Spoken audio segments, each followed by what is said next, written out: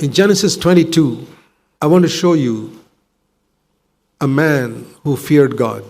And God was so happy with him that he gave him a certificate. I know you fear me. That is Abraham. And you'll see that certificate in Genesis 22 in verse 12, the middle of that verse. God says to Abraham, now I know that you fear me. Why don't you long to hear it? Now I'll tell you how he heard it. Abraham was now 125 years old, 50 years after he left his home. And it says in chapter 22, verse 1, God tests Abraham. Does God test people 50 years after they are converted? I've been converted 57 years, and I find God is testing me even today in different situations. He will test you till the end of your life. God tested Abraham and said to him, Abraham, and he said, here I am. He was ready to hear what God said.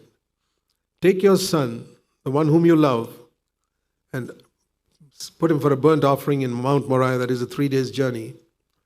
Abraham rose early in the morning and took, and he didn't even tell his young men what he was going to do. He said in those servants who came with him, verse 5, and look what he tells the young men. Verse 5, I and the lad will go up there to the top of the mountain and worship and come back to you. You know, we have worship meetings nowadays. People talk about praise and worship. It's not this type of worship. Today it is shallow, emotional, excitement, which costs people nothing. That's not worship. This is the first place in the Bible where worship is mentioned. If you want to understand worship, go here. Worship. I'm going to give God that the darling of my heart. I'm going to give God the most precious thing I have. To me, that is my worship meeting. Not singing emotional songs. I don't believe 99.9% of Christians have understood what worship is. I myself did not know it.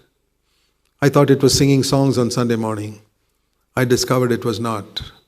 I discovered that worship was giving to God in secret, without anybody knowing, that which is costly, that which is precious, giving up, sacrificing, denying myself.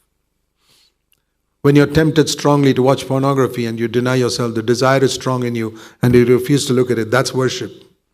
If you don't do that and come here and sing psalms on Sunday morning, I want to tell you, the devil's having a big laugh at you, that's all. God's not impressed. And don't fool yourself. And I'll tell you something, you won't hear this anywhere else.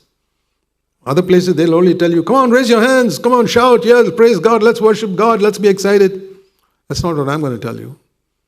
I'm going to tell you, if you're not obeying God before you come here on Sunday, you're not worshiping God at all. Don't fool yourself. Call it singing. I'm going to Sunday morning for a time of singing. Okay, fine. Don't call it worship. Give it the right name. Don't call a bicycle a Cadillac car. A bicycle is not a Cadillac car. And singing songs on Sunday morning is not worship. That's all I'm saying.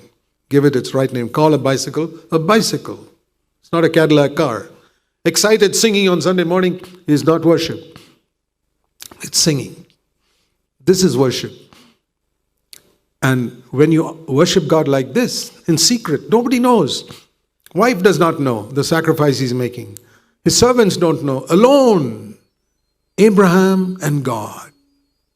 You and God, in secret, denying yourself.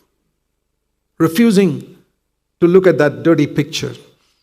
Refusing to talk back in the angry way somebody talks to you. Denying yourself.